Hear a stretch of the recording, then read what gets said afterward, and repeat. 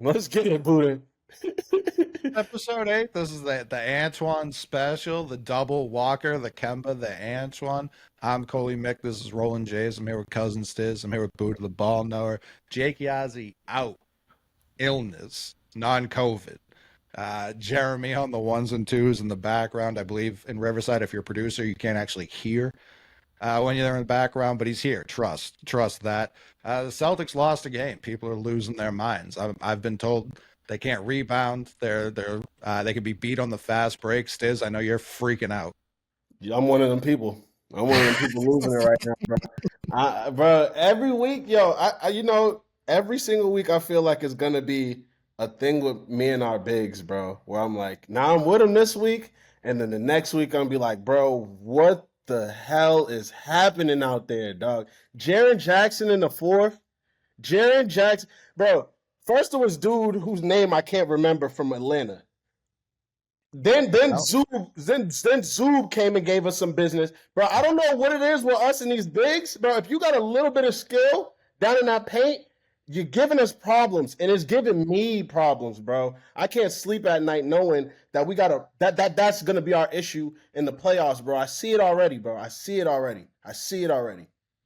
listen, Jaron Jackson, he got to go out there and do his thing. You know who wasn't out there, Buddha? Al Horford. So that's where I don't get as worried. How do you feel coming off of, what is their fifth loss of the season?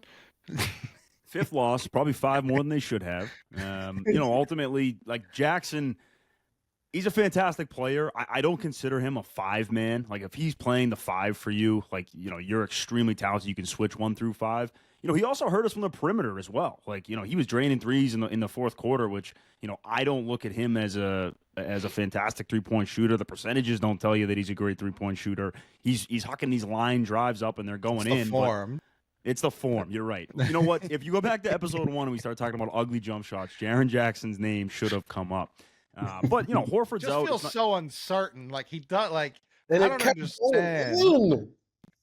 Oh, my bad, bro. He shoots so far in front of his body, like his back foot kicks out too. Like I would love. We need sports science back on Sports Center. I need John Brinkus to tell me how much space is between like his toe and his finger upon release, because that's going to be 9 feet minimum. Like that's such a long stretch to get a shot off. Like even Cat, he keeps it in front of him, but it's just the wrist. Like it's all wrist work with Cat. Porzingis, same thing. It's not this like he looks like a ballerina when he takes a jump shot. It's crazy. Sorry, I cut you off, Buddha.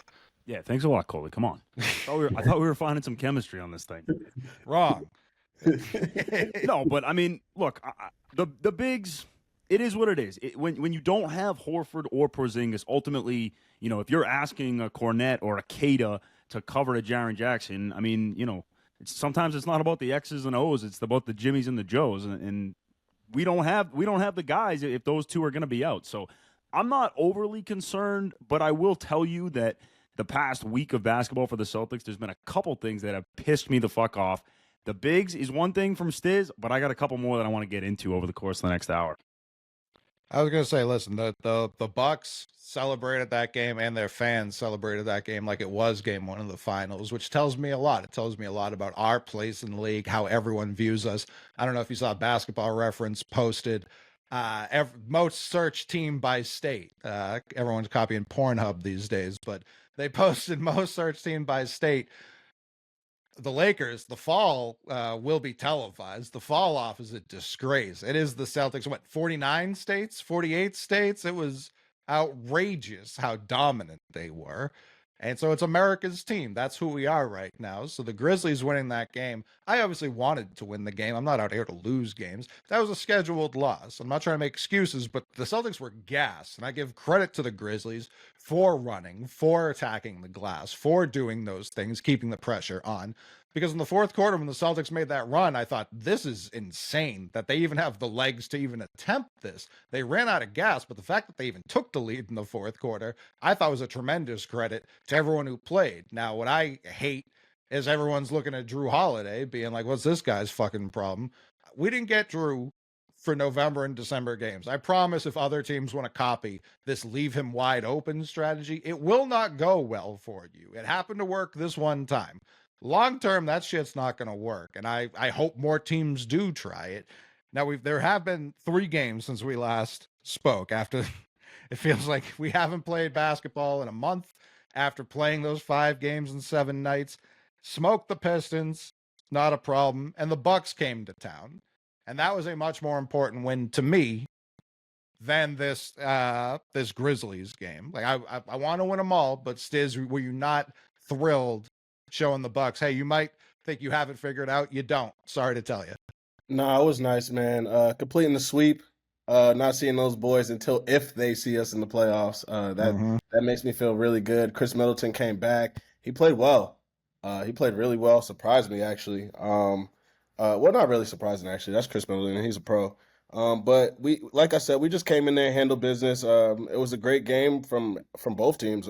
Great game from both teams. But C's up, baby. See you boys if you make it to the offs. Well, did you take anything from that win from the season sweep? Bucks haven't won in this building since like 2022, I think they said. Game 2 or something like that in those playoffs. It's been a minute, Buddha. No, I think you brought up 2 really interesting points. I think the first thing is, like, the Bucks treated it like it was a really important game. You saw that, right? Like, their energy level, Dame Lillard came out super aggressive. Giannis was engaged possession to possession, and you don't see that from Milwaukee. And the other thing is that they brought Chris Middleton back. Like, ultimately he hasn't played all season, and I'm sure that over the past week or so, I mean, they could have pushed it off another night. Like, they could have pushed it off 3 or 4 more days. It wouldn't have made that big of a difference, but they view the Celtics as, okay, well, this is when we're going to get our guys together. Season sweep, I don't feel perfect about it. Like, again, I'm not super afraid of Milwaukee, but I do look at it like, damn, like, now we don't see them, again, until the postseason, which I do think, that you will have to get through Milwaukee. There are other teams in the East that you look at and you say, well, they're pretty good, but ultimately I think you're going to have to go through Milwaukee to win the East, and you're not going to see those guys for a long time. They're not gelling. They're not meshing yet. I still try to, I said this about Cleveland, but they're still trying to figure out their rotation a little bit. I don't think the whole Jackson and Prince in the starting lineup is going to be good for them long term. I think they'll be a team that's going to be active at the trade deadline as well. So I would like to get one more against them, and if you took care of business and, you were playing in a damn cup game, then you might have one more opportunity to, see them again before the end of the regular season. Taurean Prince, I believe he's leading the league in 3-point shooting, and he put up a goose egg in this game. That was peculiar. It did, again, it felt like the Bucks played with the reason I don't think they're a big threat. Dame did his thing. Giannis did his thing. There's no connectivity. Middleton did look healthier than I expected him to look. I didn't expect him to play as much as he did. I didn't expect him to be moving as fluid as he did. Shot wasn't there as we've come to expect Chris Middleton, especially at the Garden, but it was also his first game back, so that's not all that too surprising. I do think he looked more solid than I anticipated, but that was another game without Kristaps, and the Celtics didn't seem to have a problem. It was a huge off night for Derek White, 8 points, which I just kind of dial him in for 18, and when everyone's shitting on Jrue Holiday for what happened against the Grizzlies, 20 points, 4 of 9 from 3, 7 of 14 from the floor, 5 rebounds, 6 assists in this Bucks game. He was thrilled to get this win. He was talking shit in a very Jrue Holiday way. I don't think he has a mean bone in his body, but he was talking shit to his former teammates. It was Deuce's birthday. Happy birthday, Deuce. Shout out the Prince of the City. Shout out Joe Mazzulla. I can't imagine how much he enjoys a children's birthday party. He's at King's just debating mortality. Pulling up in the back, just chilling. Celtics, he just came right from practice. He's probably like pumping Deuce up. Deuce like, man, I bowled a 43. It's probably the opposite. He's like, now, son, you realize you just took one step closer to your mortal deathbed. And he's just like, what? Tatum's like, not here. Save that for the film room, coach. But yeah, I think it's easy to shit on Jrue when he doesn't play well. I know a lot of people still don't love Jrue Holiday, which I'll never quite understand.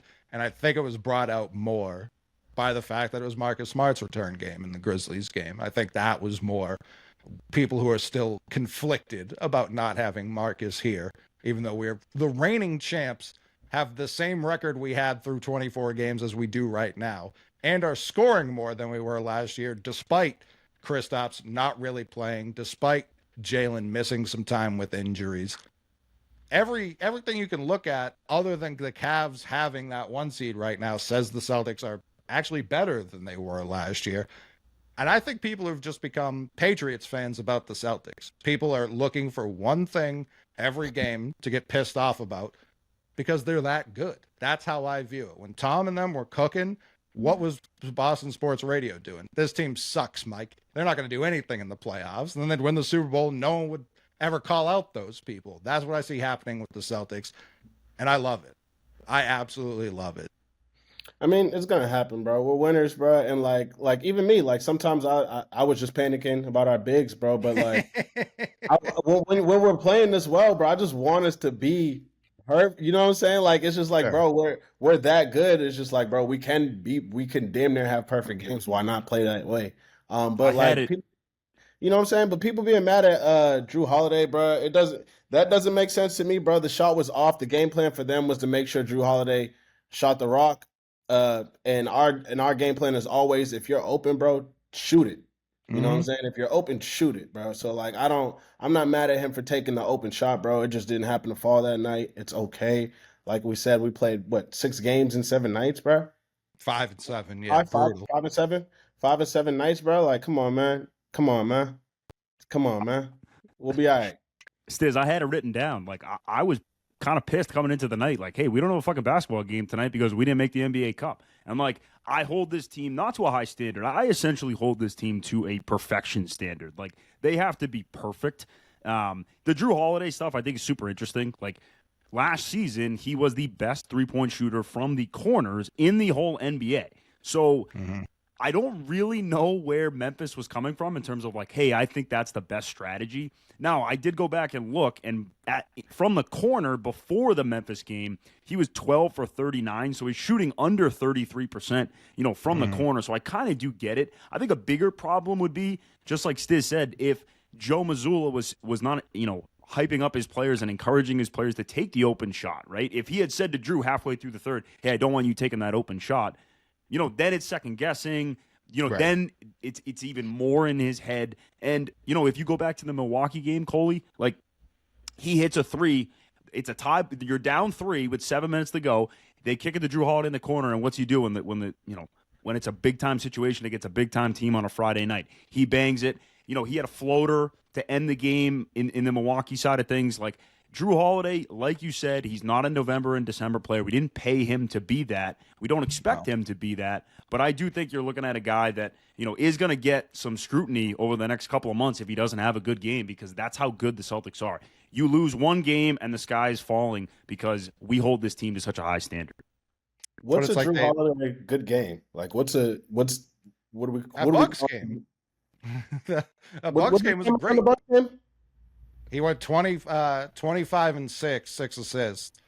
And I mean, a truly excellent Jrue Holiday game. He goes 0-0-0, and he just completely locks down someone else. If you want to be like, oh, the defense might be slipping, I don't know if we can say that yet, because I have seen some people be like, I'm worried about Jrue's defense. Again, I'm not going to worry about that in November.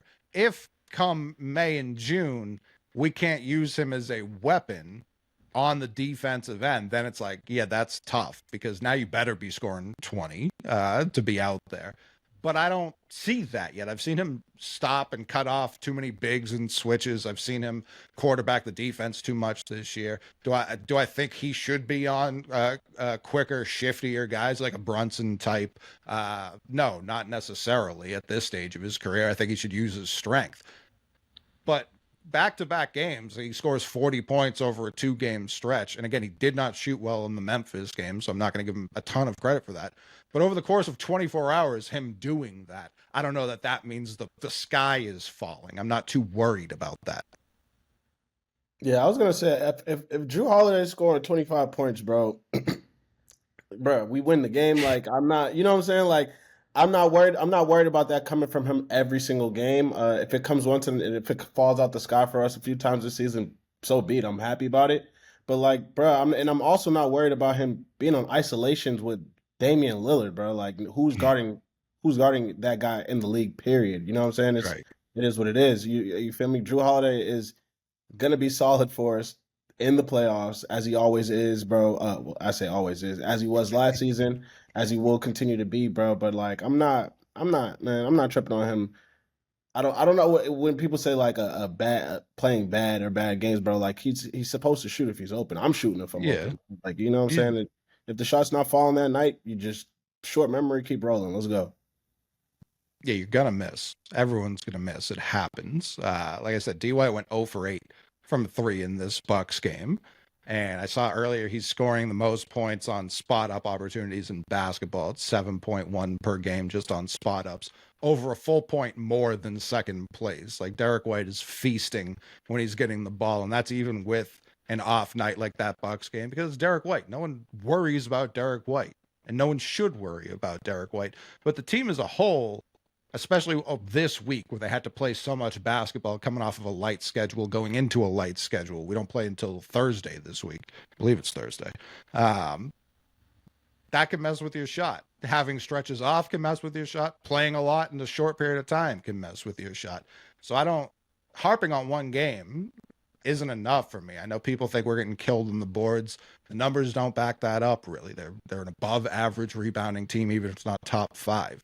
I do think some teams in the regular season are trying to use their youth and athleticism to try and run against us. We saw it against the Hawks. The Bulls tried as much as they could as the premier break team in the league this year. I don't see that happening in a 7-game series. Like when we used to play the Cavs, we would try that shit, and LeBron would just not worry about that one bit. So it can work on a regular season night when the defending champs are like, man, it's November and December. Like we're just trying to get to the playoffs. 7-game playoff series, I don't see that being a factor. Either of those things. Do you, Buddha? No, I don't. And you bring up Jrue Holiday, and again, I don't want to harp on this, but has his defense slipped since he was a 26-year-old playing in Philadelphia or New Orleans? Yeah. I mean, he's not the on-ball defender that he once was. But ultimately, I think that he's a guy that he doesn't need to necessarily be the on-ball defender for the Boston Celtics anymore. Jaylen Brown and Derek White are guys that can take the pressure off of Jrue. And you said it best, Coley. Like, he quarterbacks that defense. If they're ever in a zone, if they're ever in a situation where, you know, they're imploring the Jrue Holiday strategy of leaving a guy alone. Like, Jrue is the ultimate piece to, you know, he's not a rim protector, but he is the backbone of your defense. And then offensively, if his shot is off, what I love about Missoula, and I didn't see this happen a ton with Ime or Brad, but they will put Derek White or Jrue Holiday in that dunker position, so the guy guarding the rim is way smaller, and that, you know, if Drew's having an off night, put him in the dunker spot, because, you know, if you're going to leave him open, all right, great, you're leaving him open for a wide open layup. So he doesn't necessarily always have to stand in the corner, but if I'm Joe and they're going to give the best three-point shooter from last season open corner threes, yeah, let's continue to do that. And it's not going to work every night, but it worked Saturday for Memphis. Yeah, it definitely won't work every night. It's like when Golden State last year dared Jalen to do it. Like, okay, like it's the same thing. Not, yeah, it's not a great strategy consistently. It can catch a team off guard. You know what I mean? The Wildcat caught Belichick off guard. I don't see anyone trying that still to this day. I got the Ronnie Brown staying power. Yeah, Ronnie Brown killed us. Dolphins, bro. God damn. Oh, memories. Don't open that up for me, please, bro. Listen, they knew they had no shot throwing the ball. They're like, what if we only used running backs today? I was like, fuck. I wasn't ready for that at all. God damn it. But the team as a whole. Who played quarterback in that game? Was it like Cleo Lemon? It may have been. It could have been Lemon. It could have been. They just like ran the Fielder. ball the entire game, bro. It was crazy. It was early in the year too. Like it was like week 1 or 2, and I know other teams tried it later in the year, and they just got absolutely demolished in the backfield. That was the beginning of the end for us with the Miami Dolphins too. They just kept beating us, bro. I don't get it. I didn't get it. They were always annoying. Every year they would get one. I didn't get it, bro. Oh no. My goodness. No, it's very annoying. Now we've literally never beat Tua, so it's I don't get it. Next year Drake May gets his revenge, but we're talking about this year, and we're talking about the 3-point shooting. Like I said, it was off for the whole team last week. They were still getting them up. They were still hitting more than their opponents, but they were taking many more, and the percentage wasn't very good. I feel so bad, and I think it's going to happen next game for whoever the Celtics find their level against, because that's going to be a bloodbath. Everyone is going to click simultaneously, and it is, even Pritchard's streak got snapped, which I didn't think would ever happen. We started a new one. I think the Pistons game, I wouldn't be shocked if it were close in the first half, but I do think this is the game the Celtics start firing on all cylinders again. They're coming off a long rest.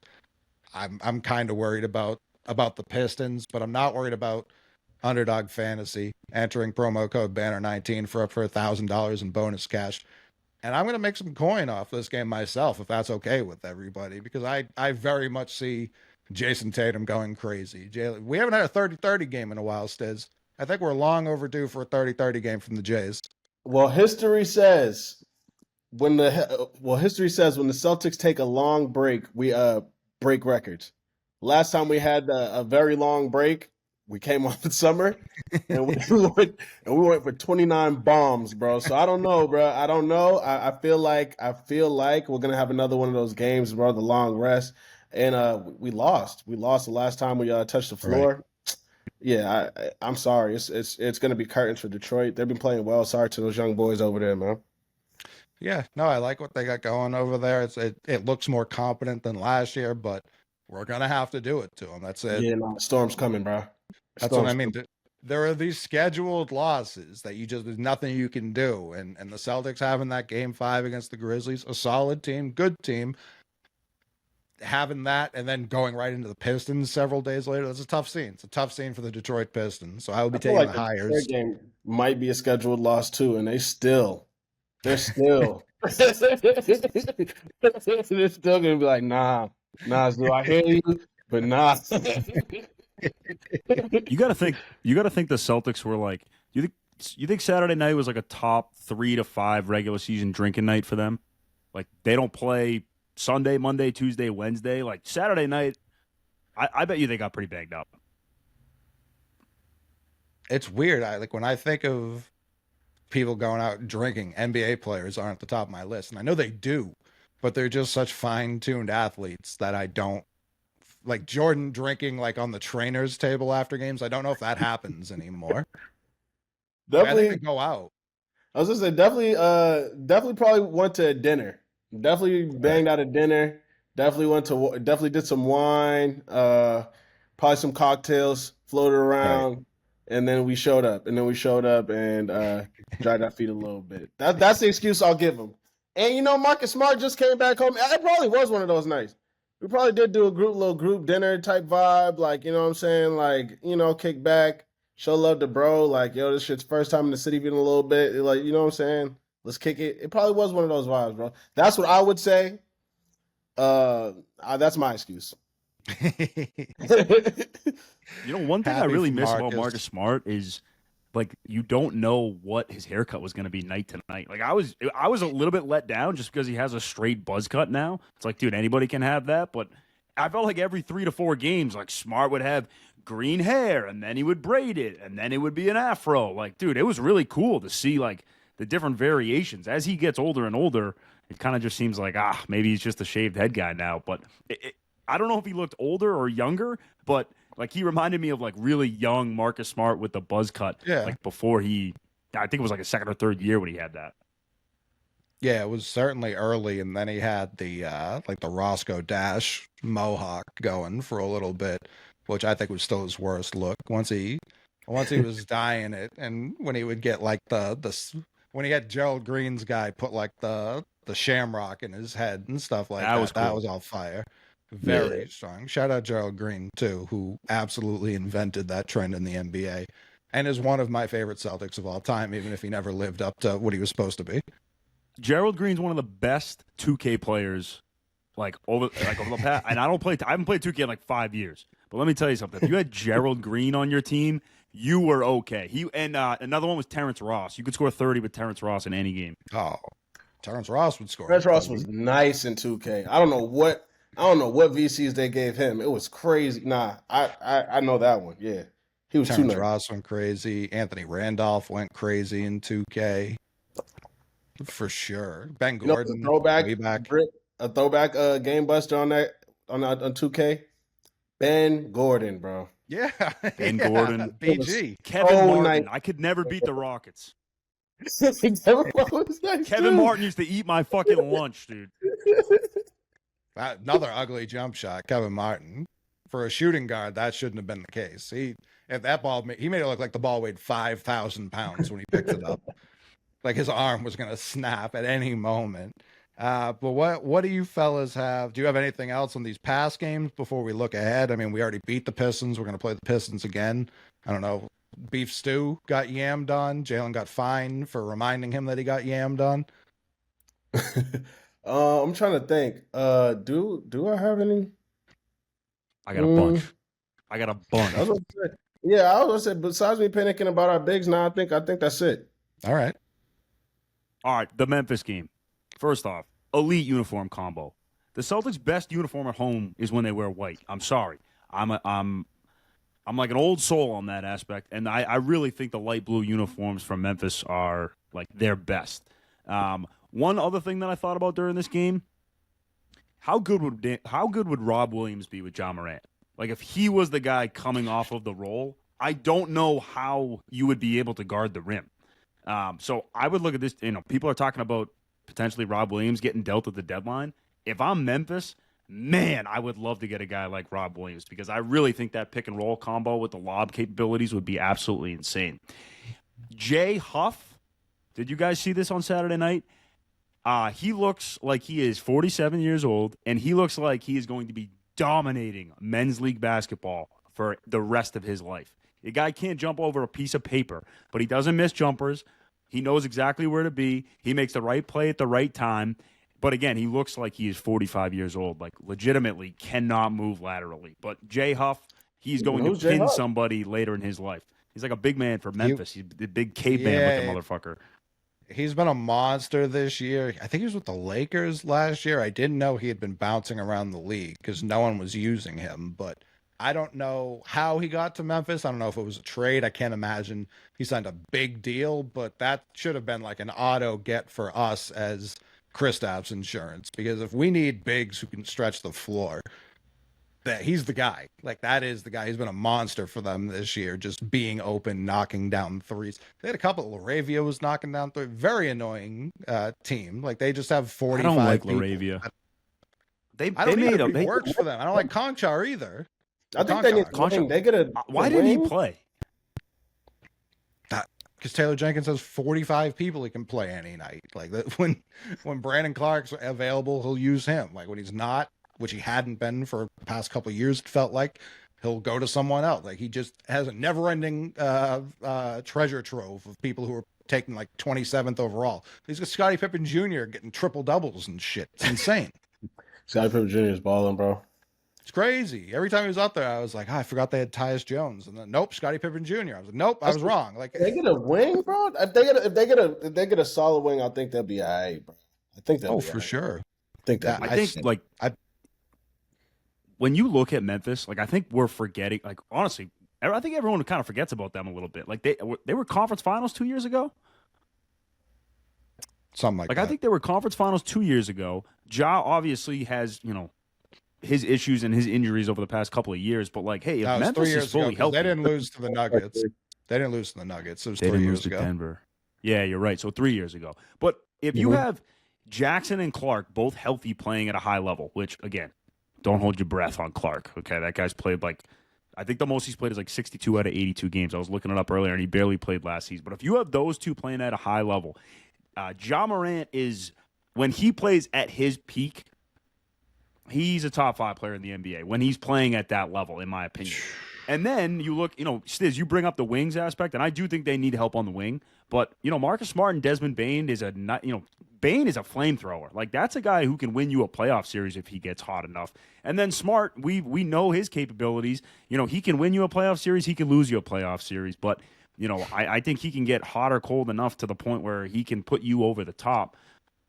I'm not ruling out Memphis. I guess my biggest question with them is their two best players don't shoot the three ball well. Now, they did against you, which is ultimately why we're 0-1 on Saturday night. But I don't know how good you can be when your two best players don't shoot the three at a high level. Like that's just not a recipe for success, especially when teams like Boston, Denver, elite level teams are, even Cleveland shooting the piss out of it. Like, you have to shoot it at a high level.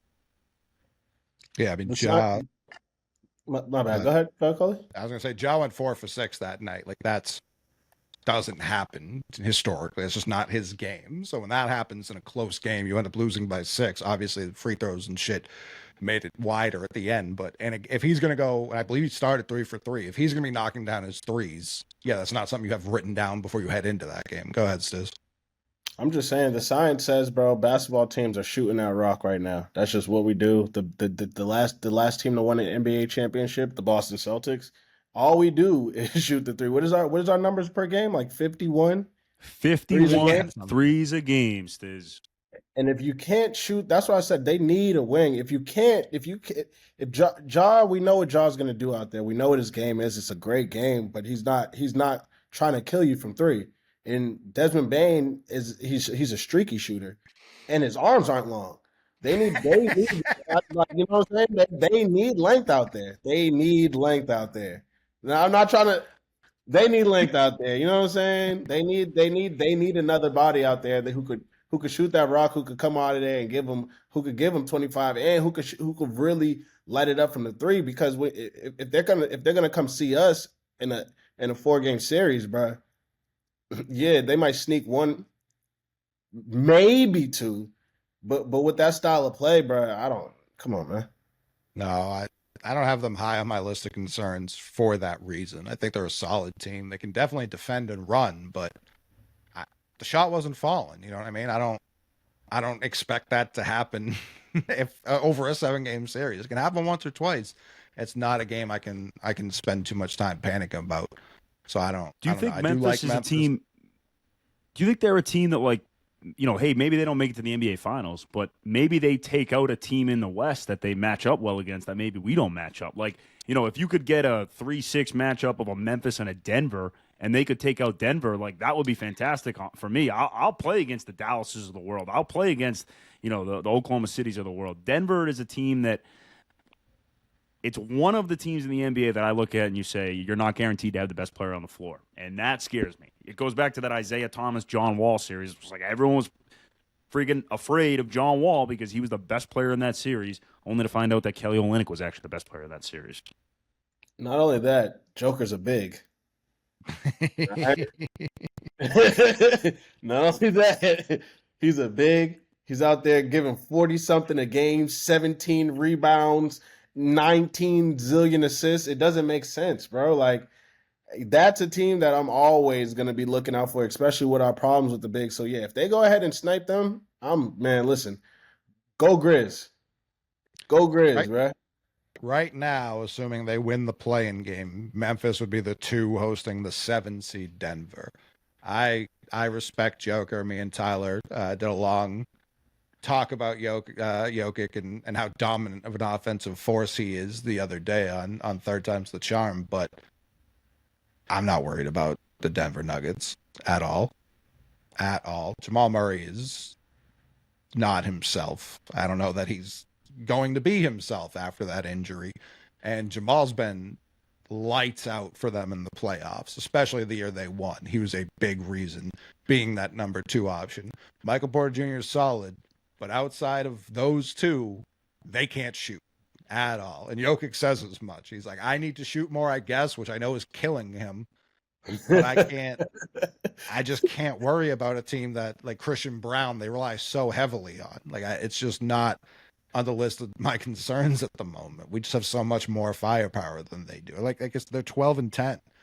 And obviously Aaron Gordon's been out too, so that doesn't help. But he's also not going to come in and help their shooting either. He's just going to help their overall basketball team. It's just, I don't know. I think they shouldn't have given Jamal that deal, and they should have tried to trade Michael Porter Jr.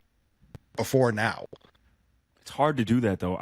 After you win a title as a GM, I really think it's hard. And that's why when people say, like, Jrue Holiday's not playing well. Is he a trade candidate in the future? Like, okay, well, the CBA restrictions are what they are, but it's hard to trade a champion. It is really hard to trade a champion. Kendrick Perkins averaged like 4 points a game for us, and the whole city went berserk when we shipped him out of town. Was it the right decision in the long run? Maybe. I don't know. It wasn't like Jeff Green was bad for us. It wasn't like Perk was good in Oklahoma City, but it's hard to trade a champion. When you put a ring around your finger, I think that you have a little bit more protection to these trades and whatnot. And it doesn't matter what the rest of Michael Porter's career looks like in Denver, because Denver fans are always going to love him because he won a title there. Sure. I agree with you. It is hard. You see people fall into the trap across sports. It's not just a basketball thing. You win a title with guys, everyone gets fresh new contracts, and then you're stuck. And it's all worth it for Denver, you know what I mean? But as in terms of someone I fear in 2025, it's Jokic I'll always fear. The Nuggets, I just can't. They're 12-10. They're a 7 seed. They're barely better than the Lakers. I feel that. Coley, we talked about champions and trading champions. Let's shift the conversation to trading a non-champion, someone who hasn't won. And that's going to Jimmy Butler down in Miami. There's rumors about him potentially being traded. There was a couple teams floated. I think the dumbest thing that you can say when you're on the trade market is, oh, yeah, I want to go to a team that's ready to win now. Like, yeah, no fucking shit, dude. Like, no one's requesting a trade to go play for the Portland Trailblazers. Yeah, you want to go play for a team that's going to freaking win. I get it, Jimmy. But there was a couple teams that got brought up. Dallas was mentioned. I think that, the workout regimen and the work ethic that Jimmy Butler has, like, can he be the key that unlocks Luka? Like, that would be a little bit scary to me. They talked about Houston. They have a lot of draft picks. They have a lot of young talent, and they don't really have a leader of that ship. So I do look at Houston as a team that could make a move, and they're, I think, third in the West right now. And then Golden State as well was mentioned. With their ability to shoot the basketball with Steph and Buddy Hield, if Butler can just get in the lane, he's either going to have really easy one-on-one matchups because of the spacing, or he's going to be able to dish to his two shooters on the outside. I don't know how the deal would work, and I don't really understand why Miami would be interested, but if you can get Jimmy Butler to one of those three teams, that throws a wrinkle into the Celtics' path to the finals. I mean, Miami, they're the 5 seed now. They're 12-10, so they're at the same record as Denver. Go ahead, Stiz. Nah, he goes on one of those three teams. I'm a little bit concerned. Not so much Dallas, more than I am the Warriors, just because of what you just said, Buddha. If we got Steph Curry lighting it up from three, and we got Draymond controlling the traffic out there, and I also got to worry about Jimmy Butler, I'm gonna be stressed out. I think I saw Dallas would basically have to trade everyone that isn't Kyrie and Luka to make it happen. Oh, I love that. Yeah, please. Be my guest. Please do that. Yo, please go. I'm down for that. I wasn't worried about him over there, but I'm super down for that now. Thrilled with it. Go up, be my guest. Like, just to make the money work, they would have to do and it's not like a crazy appealing package for Miami. Golden State would worry me. I don't need Steph to have any confidence around him. That's just not what I need in my life. Like, Draymond, Jimmy, and Steph is just so fucking annoying. That would stress. That's annoying basketball. That was very annoying. That would stress me out. Oh my God! I think Jonathan Kuminga meets their timeline. Like, I think Kuminga would be the piece that Miami would look at and say, yeah, they would have to. And I don't think he fits their timeline. Steph needs to win right now. The Warriors should be trying to maximize his ability to win a championship in the next 2 to 3 years. There's no I don't give a damn about 3 years from now if I'm Golden State. I give a damn about right now and how I can maximize Curry's ability to win one more. 1,000%. But also on the flip side, Kuminga in Miami is the stuff that gives me nightmares. Him and Bam 4 or 5. No, bigs have trouble now. Like Spo, I know I shit on him last episode, but he does maximize individual talent. I don't like that. Horrifying. Like, that's not what I need in my life. Kuminga fits the Pat Riley. Like, he can put his knee pads on. He's gonna grind it out. Like, he fits that Miami mold. Oh, I actually like that for them. I hate that for us. Sure, yeah. I like that for the competition. I'm down for that. That'd be fun, bro. Scary Terry, Bam, and Kuminga. That'd be good. That'd be good basketball, bro. And Houston, go ahead. Like I hope we play Houston in the finals. I would love to sweep Ime up out of the finals. Love it. I feel like what happened in the West? what happened over there, yo?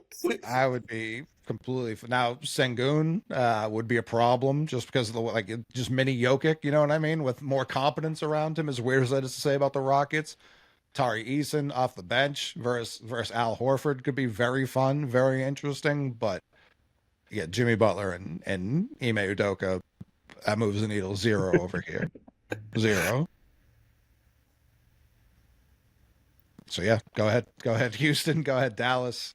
Shout out AJ Dybantsa too, Brockton kid, who signed with BYU today and already said where he wants to go play in the pros, which I think is just an absolute power move.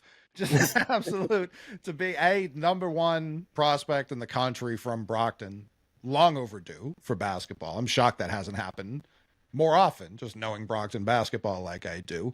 Going to BYU, getting one of the largest NIL deals ever. Sounds like a Brockton kid to me, just absolutely robbing a bunch of Mormons blind for a year of basketballing. Chef's kiss, beautiful. And then being like, nah, I want to go play with Wemby. Yeah, he's a smart kid. Like, this kid knows what he wants to do with his life. So I'm rooting hard for AJ. Can't wait to not watch you at all at BYU because I've never watched BYU basketball. But I can't wait to see you in the pros in 2 years. Go be a star. We're all rooting for you. That's a fact. What were you going to say, Buddha? I think BYU's going to be good next year. Like, in the college basketball landscape nowadays with NIL and the transfer portal, and there's no penalty on multiple transfers, like, I look at him as somebody that people from all around the country are going to want to play with him. If you're a junior looking for one more year eligibility or a fifth-year senior looking for one more year, damn right I'm going to BYU. I'll be a virgin for 1 year to go win a national championship there. That's fine by me. I'm going to get as much as I want afterwards. Hell yeah. Basketball. Ball is life for real. Let's lit us. Why do you think Jimmer was so locked in? It's how to go. He was too locked in. Yo. Caffeine-free Dr. Peppers and basketball. That's all he had for 4 years. I wanted to get your guys' opinion on because I think this was really interesting. It was the end of the Memphis game. There's 30 seconds left. Jaylen Brown is dribbling down the court. He has a wide-open layup to cut it to a 4-point lead. Again, there's like 30 seconds, okay? So it's a 2-possession game. If you lay it in, it's still a 2-possession game. Peyton Pritchard is sprinting down the side of the court, and he's waving at Jaylen Brown like, give me the ball to take the three. I understand taking the wide-open layup, and I get, like, you know, hey, like, you take the points when you can get them that you're guaranteed. Do you think it was the smart idea? And this is so small because your margin of victory or your margin of changing your chances at victory was very, very slim. But would you have laid it in or would you have kicked it out? I remember seeing that play too, and I was thinking the same thing. That's tough, man. That's tough. That's tough, bro, because you're taught to play you're taught to play good basketball and to rely on your defense, make the shot and rely on your defense. But when you got shooters like we got shooters, I know it's always tempting to do what Peyton Pritchard did. It's just, bro, like I'm open. You know what I'm saying? These things fall when we're open. You know, so trust me on the shot. So I feel like Jaylen did the right basketball play, you know what I'm saying, what you're taught in basketball, but like, you know. I also feel Peyton, bro. Like, yo, if I hit this shot, we could win this game. We could win this game It changes everything if I hit the shot. Like, if you make this layup and we draw this thing out and we go to overtime, bro, we already played how many games in these last how many days, you know what I'm saying? We all want to go home. If I hit this, if I bang this and we win and we get a layup, bro, we could win this game, you know? So I understand the mindset, but I think Jaylen was just trying to play good basketball. It's weird. In the whole fourth quarter in total, Jaylen got them back into the game, gave them the lead, and then he tried to foul bait and gave the Grizzlies the run that ultimately ended up holding and winning them the game. That play in particular, I was watching it, being so locked in on Mazzulla ball, I thought for sure he was going to pass it out. But Pritchard wasn't exactly ahead of him. He was a little behind him. And Memphis did, I can't remember who it was. There was a defender there. And so if he turns to pass behind him, there's a real chance that just gets kicked out of bounds. Like, I'm not saying stolen or anything like that, but I do think the Memphis defender was in the right passing lane to potentially deflect it. I think Jalen also was just like this. Even if you hit this, it's probably over. It isn't. It definitely wasn't. But again, on the second end of a back-to-back, 2 games in 26 hours or whatever it is, I think they were fine to just be like, hey, we competed. Let's take this one, go home. Like, we definitely don't want to play overtime. That's not what we want to do right now. So I saw it. I thought it was interesting. I think if they were down 3, he absolutely kicks it, or pulls up and takes it himself even. Yeah, I don't know. I think it's a tough call. And again, if he throws it to Pritchard, to try to make it a 1-possession game and turns it over, then we're sitting here talking about, damn it, why didn't Jaylen Brown just lay the basketball in? So damned if you do, damned if you don't. Like, I get it, but I just thought that was an interesting, and that's not just like a Celtics thing. I just think that's like an interesting basketball mindset. Oh, sure. How much do you value, getting it from a 2-possession game to a 1-possession game? I also had another point that I wanted to make, and I wanted to get your guys' take on this. It is my belief that you should be able to hang on the rim as long as you want after you dunk the basketball.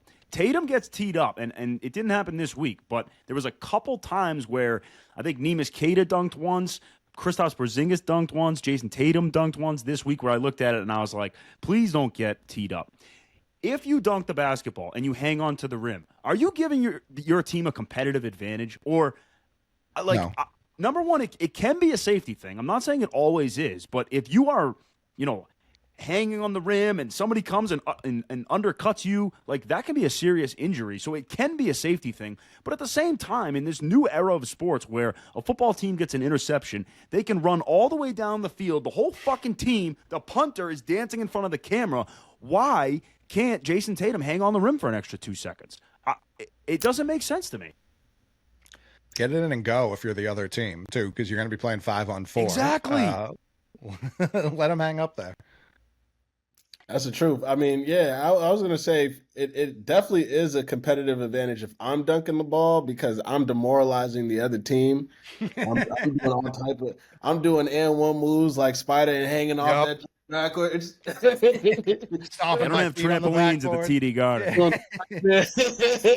So definitely for me, yeah. But like, if that's what I'm saying, don't call the tech. Let them hang up there, bro. Play 5-on-4. If you want to hang up there, bro, and call your team too, and get yelled at by the coach and get pulled, I think that's a way better alternative. Because I love, man. You know me. I love the showboat and I love all that, bro. It's part of basketball, bro. Talking shit is part of the hoops, bro. It's part of sports, bro. So like, that's one of my favorite things. I think we, as a team, sneaky have the best overall celebration in maybe sports, but definitely basketball right now. Yeah, D White. Yeah, where did I leave? Oh, there they are. They're all those threes. Yeah, it kills me every time. Every time it kills me.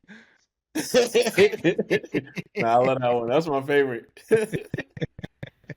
Are we something I saw James Stewart, 98.5 head producer, I'm pretty sure, tweet out Tatum had a huge thing of ice on his knee in that Memphis game, and then he took a very hard fall late and he fell right into the camera guy. They shout out to the producer who switched to the camera guy and had the camera this close to JT. But he seemed to not love that. The vibes are high. I'm still high on the team. If Tatum's knee's fucked, it all falls apart immediately, instantly. So I hope that's not the case. I haven't heard anything since. I haven't read anything that they're going to be looking into it, anything like that. It's just one of those things I noticed that hadn't been a problem before that I don't like any part of. If I worried about every bag of ice that was on somebody's knee, Jason Veritek would be dead right now. Like that like I'm not going to overreact. He has 4 days off. Get the swelling down. He's friggin', he's been in the league for 8 years, but he's still, he just got onto his own health insurance. Like he's 26, 27 years old. Like he was icing his knees. He's grown now, bro. He's fine. Sure. Yeah, he had to go watch the Suns play. They had to go do sports stuff with the kids, bro. He's just getting older. He is, but like you said, it's only been 8 years, but there's no one in the world who's played more competitive basketball over those 8 years than Jason Tatum. He's gone deep into the playoffs. He's played in every international tournament. over that time. No one else has done any of those things. Even if you look at like a Giannis or someone, he's had one deep playoff run. All the rest end early, and he doesn't play. Like, he has played for Greece, but he's not playing all the FIBA tournaments and shit like that. So I don't know. Like, Jason Tatum has played more basketball than anyone on earth at a high level since he came into the league. And that, maybe he is Iron Man. I hope he is. Knock on wood, all that. Seeing that, which he typically has not done. Maybe, I hope he is just getting a little bit older, but I didn't love it. Nah, I think, bro, like, he banged if he banged his knee, he has 12 days off to let it heal and let it rest up. Sure. Bro. He still does. He is getting older, but he's only 26. You know what I'm saying? He still has very young bones. You know what I'm saying? So Crazy. He's only 26. You know what I'm saying? He still has very young bones, bro. Like, he had 12 days to rest up. He could ice that up all week and still have some time to recover and come play some basketball, bro. I think he'll be just fine. He's like 3 years younger than Al Horford. Like, we're fine. Sure. You know, he's 26, Horford's 29. Like, I think we're in good shape. Good. No, Tatum's had no major injuries. He did have the wrist thing that bothered him for a while, but like, I feel very good about his durability. You call him Iron Man, but there's only one Celtics who's played in every single game this season. Do we know who, fellas? Fast PP. Peyton fucking Pritchard. That guy, your best ability is your availability. Now, I will say, really weird Friday, Saturday for him. Like, you know, Friday night, he goes 0 points. Doesn't even score. Yeah. First time all season he doesn't score. You're talking about a guy who's been crucial for them to have 0 points on Friday night, especially when Kristaps wasn't playing. I found that interesting, only to come back the next night and drop 22. It's like, right. That's why I think the Friday night game is more of like a one-off, because ultimately, like, I really think Pritchard is going to play big minutes. The other thing that worried me about him in that Memphis game was he played the end of the game. Pritchard was getting the reps, which I think is good. I think it's good to give different guys different opportunities on different nights. But what Memphis chose to do, instead of going to John Morant, you know, going by a Derek White or a Jaylen Brown, what Memphis chose to do was isolate Peyton Pritchard with Desmond Bane, go to the rim and get 2 free throws. It scared me a little bit because, again, I say this all the time, but you're only as good as your worst offender, and Pritchard being 6'1", he is your worst offender. Whether or not he's Iron Man or not, that's one thing. It's another thing to be able to guard these 6'7", 6'8" guys. That's why I don't see him as a player who's going to play the end of games in those 3-4 possession ball games down the stretch. But how demoralizing is it when he's on the floor at the beginning of the fourth and, Jalen sitting down and Al sitting down and fucking Pritchard and Hauser, rattle off 3 threes in a row. Like, that's when teams should be making their run, and the Celtics usually in that early fourth quarter usually take the lead because of those two guys. Yeah, I was going to say that. Go ahead, Buddha. I mean, no. Go ahead, Coley. Nope. I was going to say that's his job, bro. He just comes in, he lights it up, bro, and I don't really expect him to being in the end of the game. I think that only happened because Memphis Grizzlies' plan happened to work, which was try to shoot Jrue Holiday out of the game. I felt like they knew, the Celtics I'm talking about knew that if we kept Jrue Holiday in the game, they were just going to continue with that plan, and we couldn't let that happen. So we put Peyton Pritchard in the game. We let the dice roll, and that was the result. But I don't think that's something that we're going to get used to seeing on a lot during the season. I think it just happened because that just happened to be the game plan, and it just happened to work that night. But a Jrue Holiday stinker is not something I'm gonna get used to. You know what I'm saying? Now, if Peyton Pritchard has bags of ice on his knees, we are fucked, because you never see that guy with ice on his knees. So that one would scare me. Yeah, that would be wild. I don't even know what he would need him for. But it was also like, if we're down, yeah, we need one of the better 3-point shooters in the world in the game. If we're up, he better not be out there. Otherwise, multiple people are in the hospital because they can't go. That would be outrageous. I wasn't anticipating them being down. No, sure, never. But we got the Pistons coming up on Thursday. I think we all have that as a win. Yeah. I don't know. I think no, fuck that. It's a win. Yeah, that's a dub. By the And then way, we got the Wizards. am I going to get any credit for nailing last week? I think everyone said 3-0. I said, back-to-back Saturday night, Memphis. It's going to be tough. Smart's back in the Garden. Memphis game, bro, which was crazy. You did call the Memphis game, bro. Bet with Buddha. Just bet with Buddha. Ball. That's all you need. The man knows ball. The man knows ball. We are all proud of you, and I hope you know that. That was big. But we got the Wizards. So we got the Pistons and the Wizards. The Wizards have beat the Hawks and the Nuggets this year. That's it. That's a crazy stat. That's all three of their wins.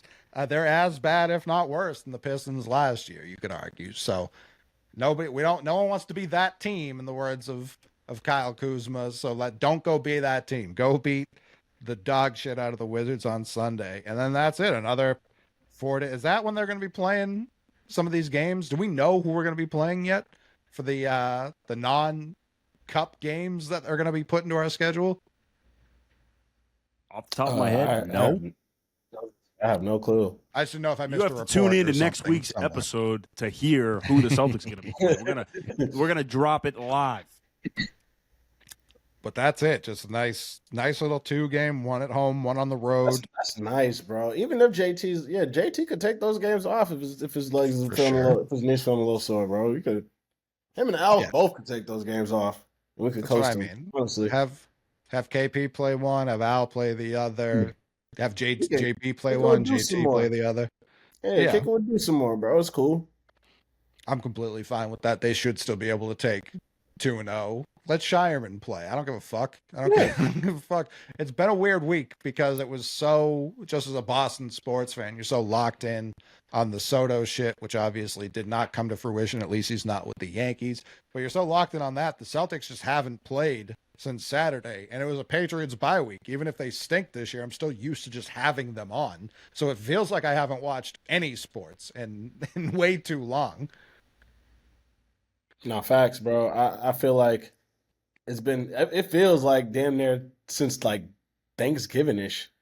Right. Since we got some basketball, bro. I'm itching to see the boys play, bro. I'm really excited for this week. Even though we're playing the teams that we're playing, I'm still excited to see us get some dubs.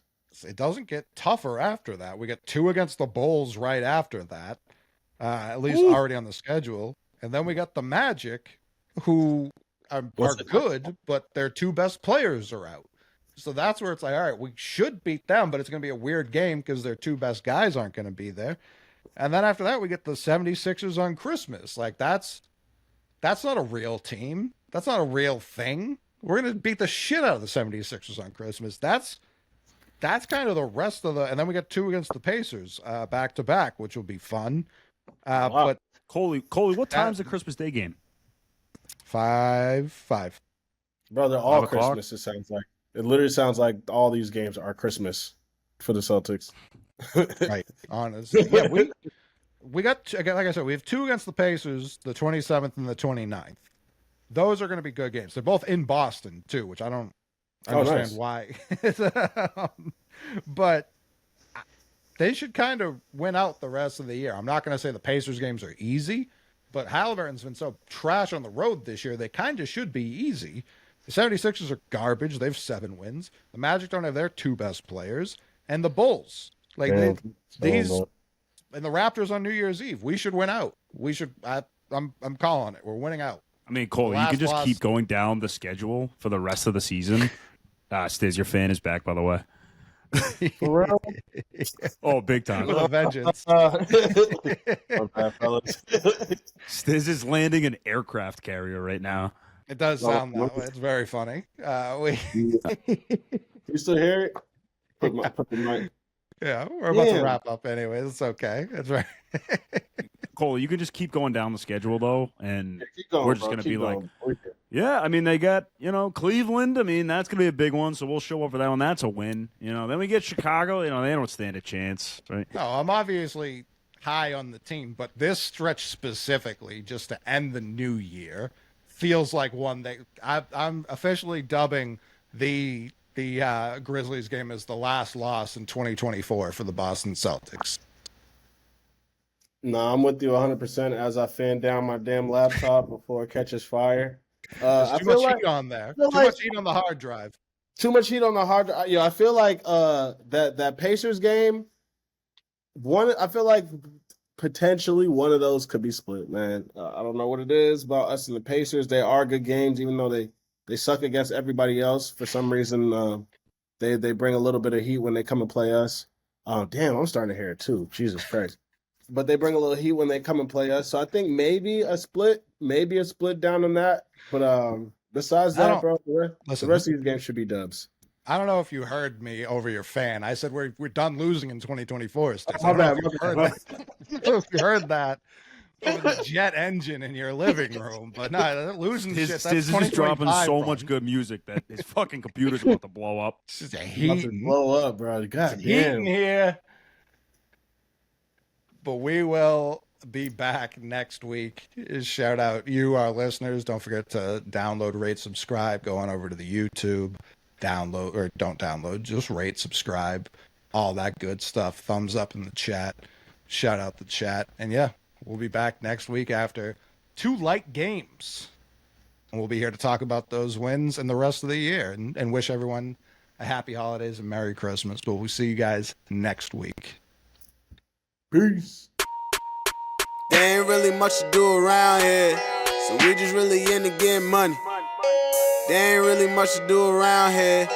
Try to stay high and out of trouble. There ain't really much to do around here. We try to triple stack and flip the money. Everyone around there held me down, yeah. That's why they right here getting it. Flipping it, little shit, reminisce. Pause piss, and I just hit a lick. How the fuck did it come back to this? We ain't had no choice, man, it's just what it is. Smoking with my dog, just the wrong trap for this. I'ma tell the story, make the world love our shit. I'ma tell the story, make the world love the shit. Yeah, come to think about it, you was down to link about it. $1 billion dreams, I was on the brink of talent. Drinking Hennessy like I'm trying to dry my palate. Please remember me even when I ain't around it. Niggas like 40 always had the cabbage. R.I.P. to him that turned me to a savage. And I just fucked the hoe, she come with too much baggage. You can turn a little dope into a lot of thousands, please believe it. Really seen it, really mean it, now we eatin', but it's kinda hard to grub with my gold teeth in. Your past can't delete it, so make sure that your presence is the cleanest. They know it's round the world, I know you heat it. Slow smoking purple on the evenings. I know my words slurred, girl, I'm leaning. I'm rocking all black like a demon. I threw away the mattress, I ain't sleeping. Believe it. Hey, there ain't really much to do around here, so we just really into getting money. There ain't really much to do around here. Try to stay high and out of trouble. There ain't really much to do around here. But try to triple stack and flip the money.